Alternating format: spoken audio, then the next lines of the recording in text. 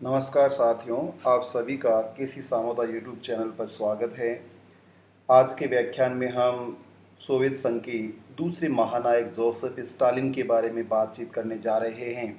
साथियों, Joseph Stalin को Soviet समाजवाद का प्रणेता कहा जाता है। वह दुनिया के महान अंतर्राष्ट्रीय नायकों में से एक रहा है जिन्होंने पूरी दुनिया भर में अपने कार्य की छाप छोड़ी है। और ये कहा जाता है कि जिस तरह से हिटलर ने कहा कि वह इतिहास के पन्नों पर शेर के पंजों की छाप छोड़ना चाहता है, उसी तरह से समाजवाद की हिस्ट्री में, इतिहास में जोसेफ स्टालिन का नाम हमेशा अमर रहेगा। तो आइए सोवियत समाजवाद के प्रणेता जोसेफ स्टालिन के बारे में बातचीत करते हैं, जिनका जन्म 1878 में हुआ और आजीवन उन्होंने सोवियत संघ की सेवा की।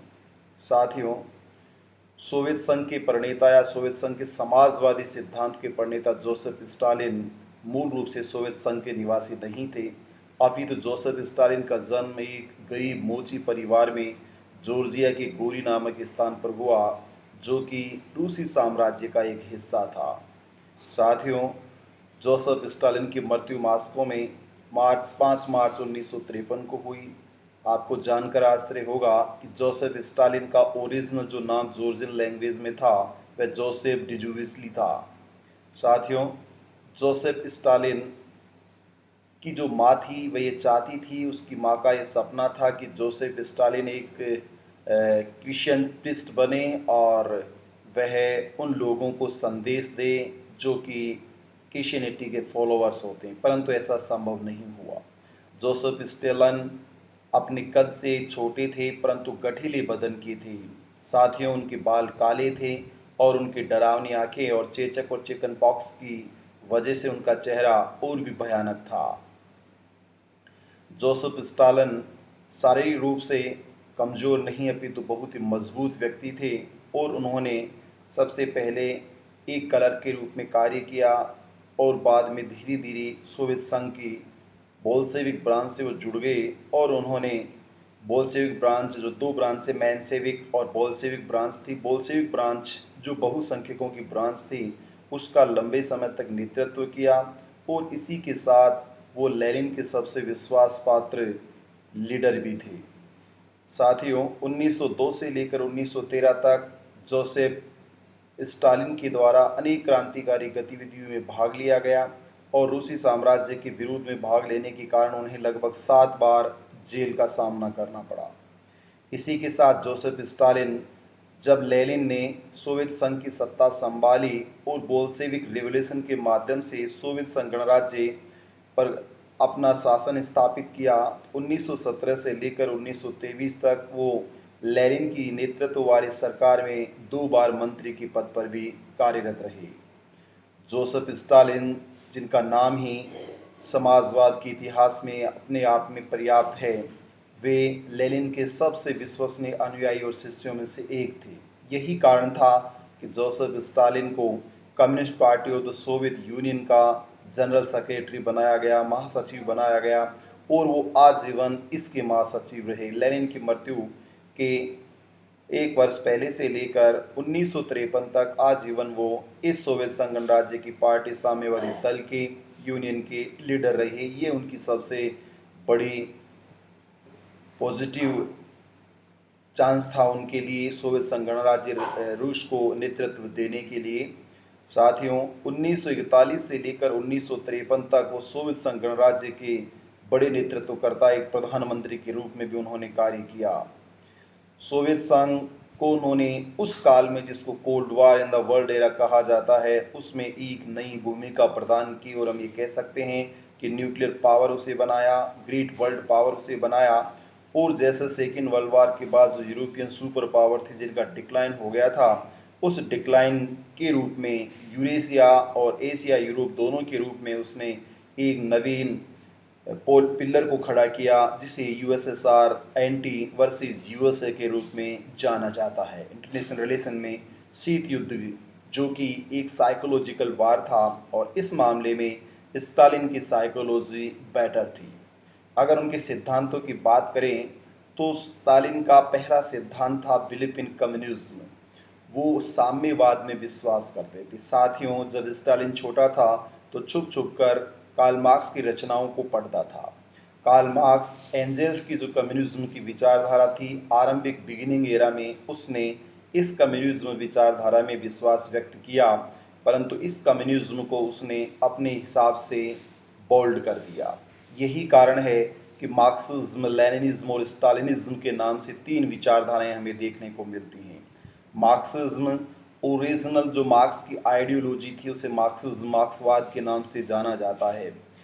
लेनिन के द्वारा, व्लादिमीर इलियस लेनिन के द्वारा मार्क्स की सिद्धांतों में और विचारधाराओं में सोवियत संघ की राजनीतिक सामाजिक परिस्थितियों के अनुरूप बदलाव कर दिया गया और उसी कम्युनिज्म को अपनी आइडियोलॉजी से व्यवहारिक स्वरूप में स्थापित किया। तो जब मार्क्स धरती पर उतरा और सोवियत संघ गणराज्य में स्थापित हुआ 1917 में, तो वह एक बदले हुए स्वरूप में दिखाई देता है।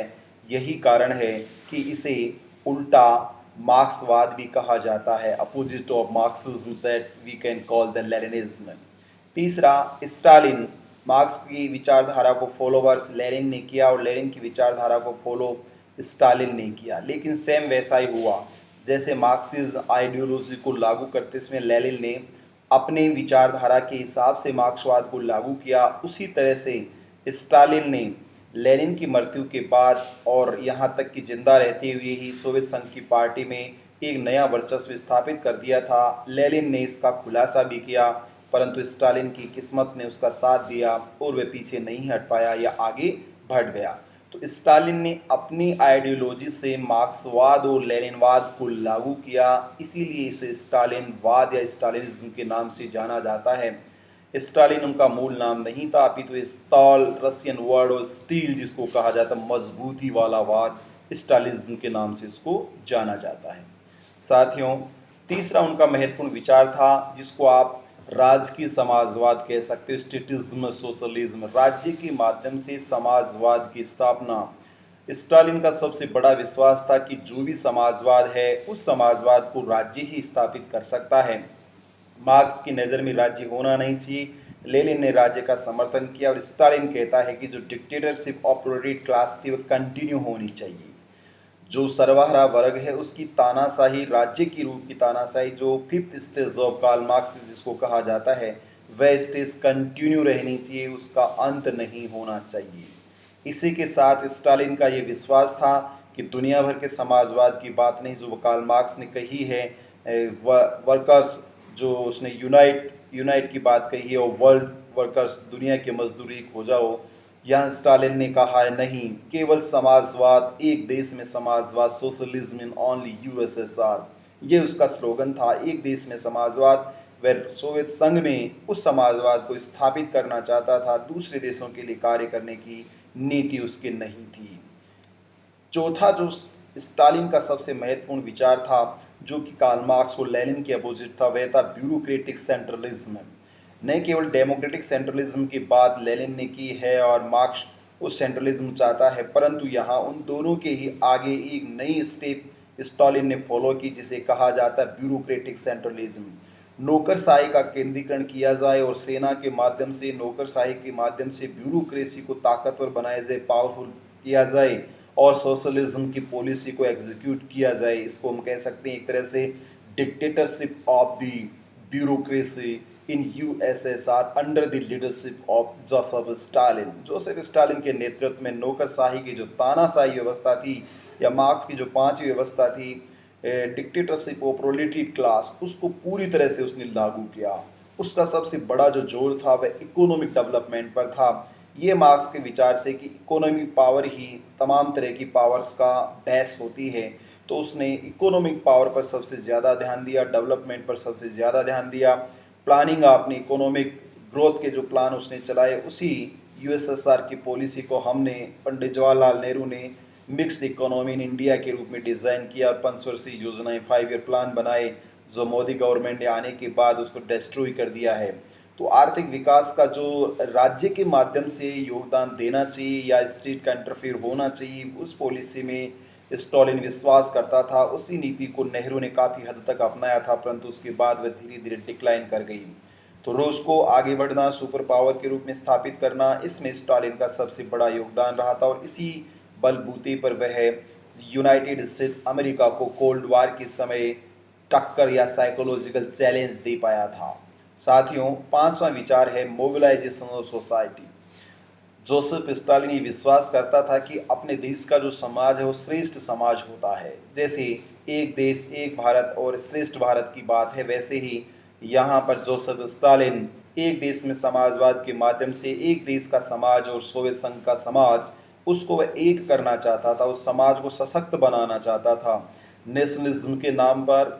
और जैसे एक तरह से राइट विंग की आइडियोलॉजी है, वह कहीं काफ़ी हद तक जोसेफ स्टालिन की आइडियोलॉजी में हमें दिखाई देता है, जो कि बनी बनाई व्यवस्था में स्टेटस क्यू को मजबूत करना चाहता है, उसमें बदलाव नहीं चाहता है।